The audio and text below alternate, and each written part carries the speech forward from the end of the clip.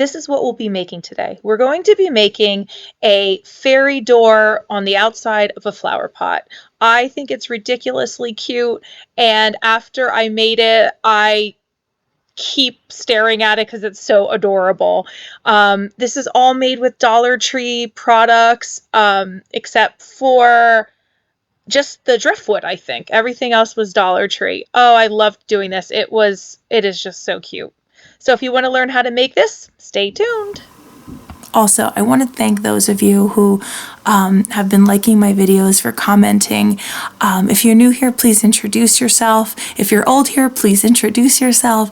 I would like to know who's out there and see who's inspired, just like I am when I watch other people's YouTube videos. So say hi. So if you want more budget-friendly DIYs, make sure to subscribe down below, hit that red button, and hit that little bell icon. It will notify you every time I upload a new video. Also, make sure to like and comment. It helps my channel grow. And I think that's about all. And let's get into the video. Okay, let's find out what supplies we need. So the first thing you need are some wooden coffee stirrers, some Spanish moss and reindeer moss, which I'll bring out later. You need Waverly antique wax or any type of stain. This is one thing I did not get from the Dollar Tree. I got it from the Dollar Zone. It is driftwood, a big bag of driftwood, and I love it. I also got this big pot from the Dollar Tree. Turn it around. Turn it. There we go. I got this big planter from the Dollar Tree. Again, you can get whatever color matches your decor. All right, it's fairy door time. This turns out so cute. So I just take a piece of cardboard and I cut it into a small square. It's just going to like bond it together, all of those little sticks. It doesn't need to be a big square. I actually trimmed some of that cardboard off. So I'm gluing them all together. I have a little bit off the edge at the bottom because I am going to cut that flat, and I have a lot off the top because I am going to cut that into a curve. I think this is right now is the last stick I put on. I hold it up to the pot and I realize, okay, that's a pretty wide door, and I'm happy with that. So there you can see where it is on the back. So I cut off that extra cardboard, I straighten the bottom, and I round off the top. And these coffee stirrers are really easy to cut through. If you do not have coffee stirrers, you may use the craft sticks, the real skinny ones.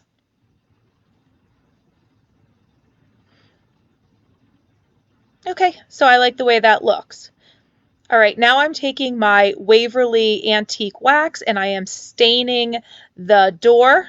You may use any type of stain. If you do not have stain, just take some brown acrylic paint and water it down, and that should do the trick. I've even seen people use shoe polish from the Dollar Tree. I like the way that looks. I didn't want it to look perfect. This is just an extra piece of cardboard that I cut off, and I am now making the doorknob. Just a little doorknob out of the cardboard. Now I am staining it. I want to stain it a little darker than the door so it stands out a little bit. Yep, left side.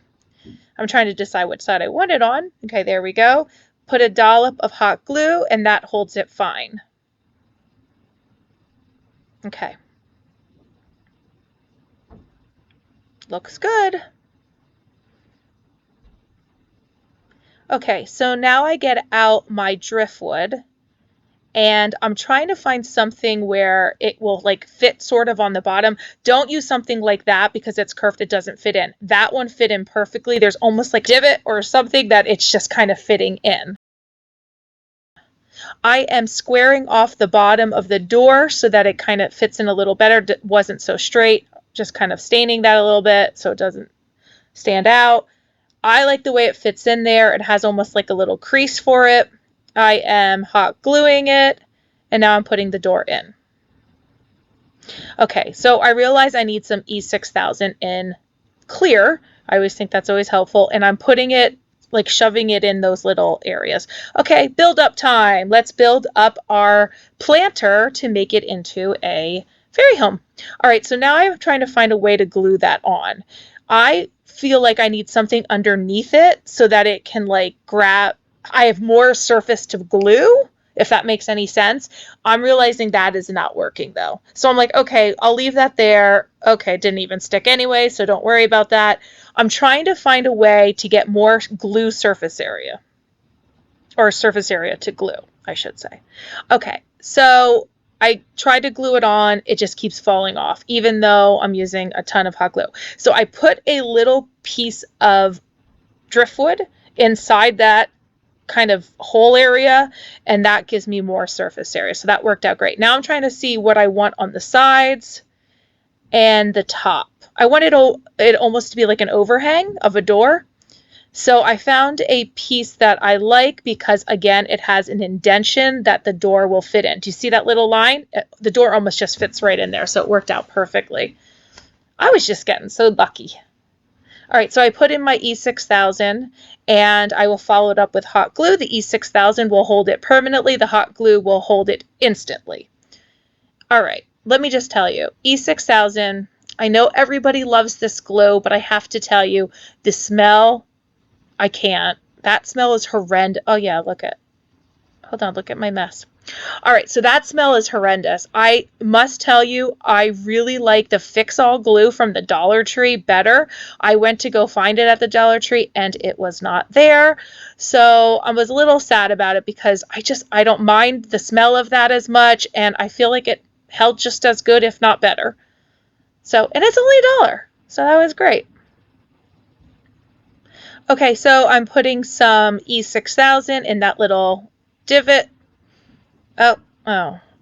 Am I like the messiest crafter on YouTube? I should be voted that. Messiest crafter on YouTube.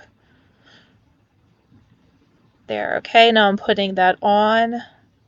Right there. Oh. So let me explain something to you. The reason I show you all of my mistakes is because I want you to know that just because I'm putting YouTube videos up does not mean I make these perfect crafts and it goes perfectly every time I make it. Look how cute that door is. I can't stand it. It is so cute. Don't worry about that glue. We'll fix it with moss. You won't even notice it. But I just want you to know that we all have troubles, and sometimes it becomes a hot mess before it gets better. So I want to show you the process of bad and good. So that's why I try to show you everything, because there is no perfection when it comes to crafts. And that's the fun thing about it, is to problem solve and see what works. So I'm just trying to find out if I can get this door to hold. So I hold it here a very long time. I'm kind of showing you some of it, but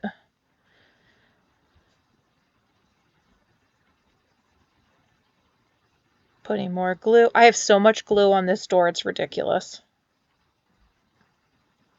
All right, so I hold it there a little longer. Now I'm taking another piece of driftwood and I glue it on to the side of the driftwood and a little bit on the back as well, gluing it to the planter. This is for the other side.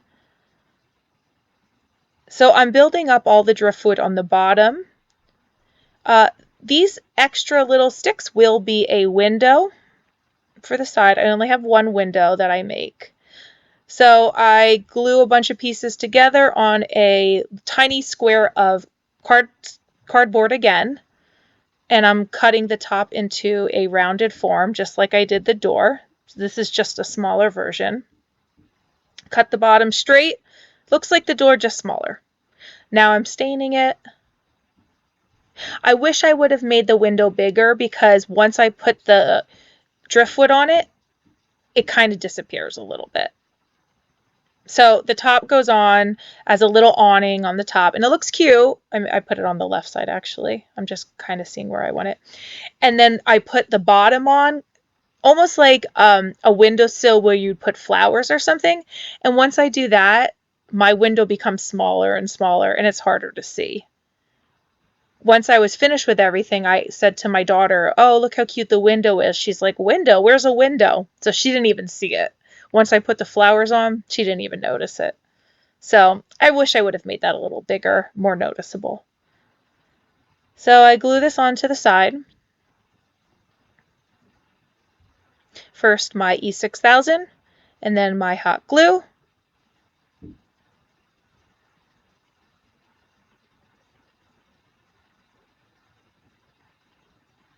I was having a lot of trouble getting all of my stuff to stick, especially the rocks.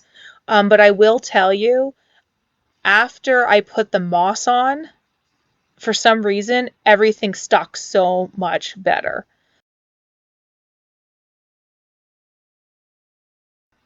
So I'm putting on these rocks with hot glue because I could not stand the smell of the E6000.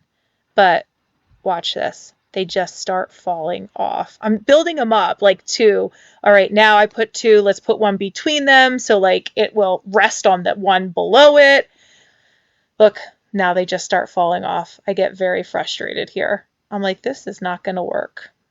So I start seeing what will just easily come off, and they're just easily coming off. Not all of them, but most of them. Those are good. It's some of the rocks are just easily coming off. So now at this point I realize I need the E6000 because I do not, yeah, I'm not happy there, because I do not have any more Fix-All. So I gotta get out the stinky glue. It works great, it just, I can't stand the smell. It's really harsh. Okay, so now I come up with a new system here because you know how E6000 just pours out, and I'm like, I glue one rock, I lay it down, and all this glue puddles up. I glue one rock, I lay it down the E6000, all this glue puddles up. So I'm like, all right, what I'm going to do is just lay all my rocks out and use E6000 on all of the rocks laying down. Then I cap the E6000 and I go in with my hot glue and just one at a time, all the rocks that have the E6000 already on it. See? I thought this was genius. It probably isn't, but it worked for me. Okay, so I came up with my little system, and this worked. Sometimes I put the hot glue on the rock, and sometimes I put it on the planner, depending where I wanted to fit the rock in. Okay, so I decided not to put rocks around the whole thing. I kind of wanted it just in the front in a cascading effect. I used quite a bit of hot glue with this project. Oh my gosh, isn't it so cute? I didn't even put the moss in yet. Wait do you see the moss? This planter, I think, is one of my favorite things I've ever made. My daughter is in love with this DIY. Right now I'm putting on some of the round wood pieces I got at the Dollar Tree. They're like little stumps of wood. Okay, it is moss time. All right, so the first thing I have is Spanish moss. I was going to use some of this on the outside of the planter, but I didn't like the way it looked because it was too much the same color as the rocks. Now I have some reindeer moss, which is what I ended up using on the outside of the planter. I used the Spanish moss on the inside. Now here's my little system here. I take hot glue, I put it between little ridges of the rocks, and I quickly put in some moss. I just really like how the moss bound all of this together like glue. You do not need E6000 on the moss. It glues perfectly and it stays pretty solid. Okay, now I am filling in all the cracks around the window. Again, don't worry about all like the glue that was on the doors that when I glued them together, because there was some glue showing, but I just filled that in with moss and you don't even notice it. I just think adding the moss is what brings this whole thing together and it just makes it so cute. All right, so there's a lot of glue pieces I gotta pull out.